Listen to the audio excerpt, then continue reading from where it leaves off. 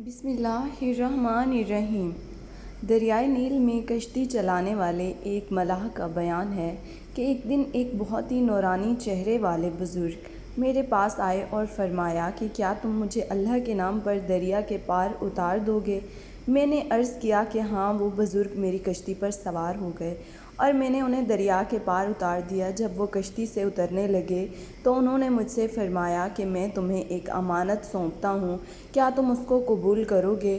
میں نے کہا کہ جی حضور، ضرور قبول کر لوں گا۔ تو انہوں نے فرمایا کہ کل فلاں درخت کے پاس ظہر کے وقت آنا، تم کو وہاں میری لاش ملے گی، تم مجھ کو غسل دینا اور میرے سرہانے جو کفن تم کو ملیں اس کو مجھے پہنا کر اسی درخت کے نیچے دفن کر دینا، اور میری گٹھلی اور عصا اور مشک کو اپنے پاس رکھنا، اور جو شخص ان تینوں چیزوں کے طلب کرنے کے لیے تمہارے پاس آئیں اس کو یہ سامان دے دینا۔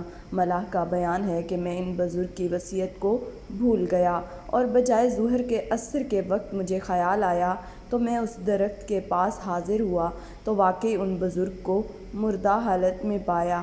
میں نے وصیت کے مطابق ان کو کفن پہنایا، اس میں مشک کی خوشبو آ رہی تھی۔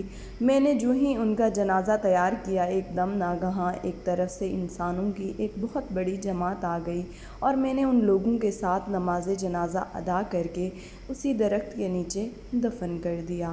اور اپنے گھر آ کر رات میں سو رہا۔ صبح سویرے ہی ایک جوان جو ناچنے گانے والے بھانڈا کا لڑکا تھا میرے پاس آیا، نہایت ہی باریک کپڑے پہنے ہوئے، ہاتھوں میں مہندی لگی ہوئی اور بغل میں ستار دبائے میرے سامنے کھڑا ہو گیا اور میں نے اس کے سلام کا جواب دیا۔ پھر اس نے مجھ سے دریافت کیا کہ فلاں بن فلاں تم ہی ہو؟ میں نے جواب دیا کہ ہاں میں ہی ہوں۔ اس نے کہا کہ پھر جو تمہارے پاس میری امانت ہے مجھے دے دو۔ میں نے حیران ہو کر پوچھا کہ تمہیں اس کی خبر کیوں ہو گئی؟ اس نے کہا یہ نہ پوچھیں۔